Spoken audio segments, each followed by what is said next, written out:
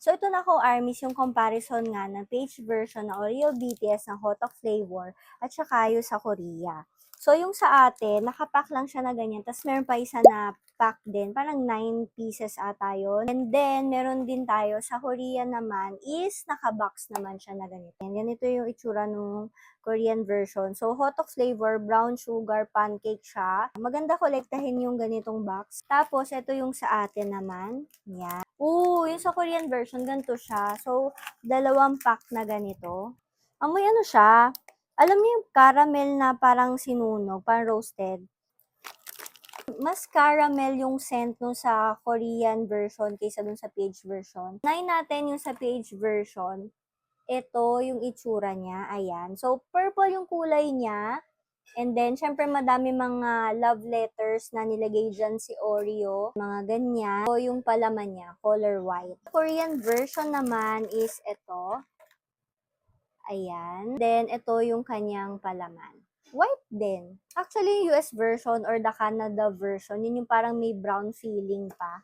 So, parang mas masarap daw ata yun. Totoo nga, ang comparison na iba nating co-armies, guys, mas maputla yung sa page version kaysa dun sa Korean version. So, ito yung pinakamagandang shade ng purple. Ito, maputla na version. Pero parang, ano naman siya, parang pastel color, ganon. So, ayan siya. Tignan natin ito. Korean version muna. Sige, Korean version. Okay. Hindi pa ako nakatikim ng original na hotok. Masarap din to sa black coffee. Yung hotok flavor natin ay brown sugar to, di ba? At malayo siya dun sa original flavor ng vanilla version ng Oreo. Nalalasahan ko nga yung roasted na sugar. Ngayon, titikman natin to sa page version. Ito more on like vanilla yung lasa ng feeling niya. Ang layo niya dun sa Korean version. Sabi ng iba, masyado sila natatamisan dito sa page version.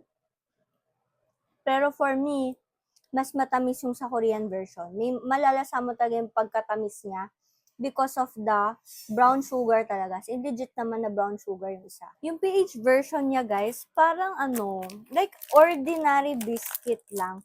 Na parang kapag hindi mo alam na Oreo siya, hindi mo malalaman na Oreo siya. Kasi iba din talaga yung lasa niya dun sa original or sa vanilla flavor ng Oreo nila. Kasi for me yun, masarap yun para sa akin eh. Pero ito guys, I like this better. Siguro dahil Korean version siya, so baka malapit talaga siya dun sa original hotok nila. Pero ito, malalasa mo talaga, hindi lang sa lasa eh. Pati sa pag-amoy pa lang, maamoy mo talaga yung parang nasunog na brown sugar. Since siguro dahil mas nalalasa natin yung brown sugar dito, mas matamis ito for me kesa dito sa page version. So ayun, kayo ba ko armies? Kung natikman nyo na, saan kayo mas nasasarapan? Yung Korean version or the PH version? Or the US or the Canada version. Yun na ata yung pinakamasarap, yung sa US or sa Canada version. So, let me know in the comment section.